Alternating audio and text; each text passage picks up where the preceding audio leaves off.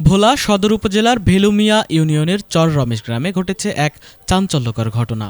দাফনের 18 দিন পর মরিয়ম নামে এক তরুণীর কবর খুঁড়ে দেখেছেন তার স্বজনরা। ঘটনাটি ঘিরে এলাকায় ব্যাপক আলোচনা ও কৌতূহলের সৃষ্টি হয়েছে।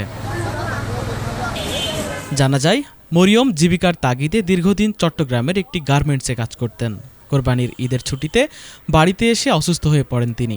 পরিবারের সদস্যরা বাড়িতে চিকিৎসা দিলেও ঈদের দিন ভোরে তিনি মারা যান। পরে জানাজা শেষে পারিবারিক কবরস্থানে তাকে দাফন করা হয়। দাফনের কয়েকদিন পর এলাকায় গুজব ছড়িয়ে পড়ে যে মরিয়মের কবর থেকে সুগন্ধি বের হচ্ছে।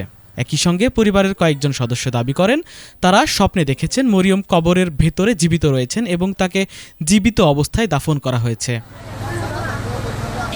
এমন খবর দ্রুত ছড়িয়ে পড়লে প্রতিদিনই কবরটি দেখতে ভিড় করতে থাকেন উৎসুক মানুষ। বিষয়টি নিয়ে স্থানীয় ধর্মীয় ব্যক্তিদের সঙ্গেও আলোচনা করেন পরিবারের সদস্যরা, তবে তারা বিষয়টিকে অবাস্তব বলে মত দেন। এরপরও সন্দেহ দূর করতে মঙ্গলবার বিকেলে কয়েকশো মানুষের উপস্থিতিতে কবর খোঁড়ার সিদ্ধান্ত নেয় পরিবার। কবর খোঁড়ার পর দেখা যায় মরিয়মের মরদেহ স্বাভাবিকভাবেই পচন প্রক্রিয়ার মধ্যে রয়েছে। জীবিত থাকার কোনো সত্যতা পাওয়া যায়নি। স্থানীয়দের ধারণা, পরিবারের উপার্জনক্ষম সদস্যকে হারানোর শোক ও মানসিক চাপ থেকেই এমন স্বপ্ন ও গুজবের জন্ম হতে পারে।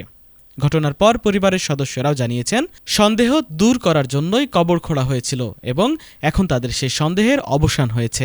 ঈদের রাত্রে মারা গেছে, রাত্রে 4টার দিকে মারা গেছে, 7:30 8টার দিকে কবর দিলাম। আমিও ছিলাম কবরস্থানে কবর দেওয়ার সময়। চালি দিয়া চালির উপরে আপনার কাগজ দিয়া দাফন করা হয়েছে। তো কবর ভালো ছিল, গতকালকের থেকে কবরটা মাঝখান দিয়ে ভাঙা গেছে। আর মেয়ের ভাই এবং মেয়ের খালা, মেয়ের বোন এগুলো স্বপ্নে দেখাইতেছে যে আমারে যাতা মাটি দিয়া রাখছস, আমারে তুলিয়া নেই।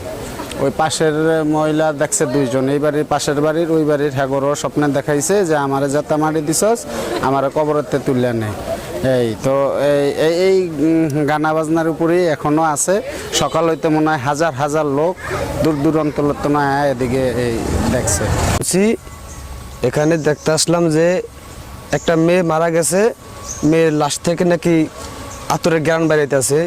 স্বপ্নে অনেকের দেখাইছে যারা যারা মাটি দিছে মেয়ে বলে বাচ্চা আছে, সেটা আমি দেখতে চাইছিলাম। যে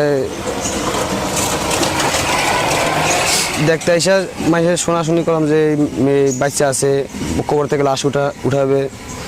আপনার বেলিমের থেকে ভোলা গেছিলাম, পরে এনদে আইসা আমার গাড়ির লোকেরা বলছিল যে ভাই এনদে গন্ধ কয় কিসের আতরে।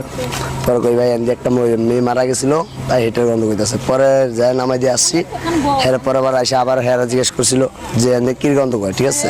পরে বলছে আতর গন্ধ কইতেছে। পরে হেরা খারাটা দেখলো, দেখে মনে চলে গেলাম। Desk report, ATN Bangla.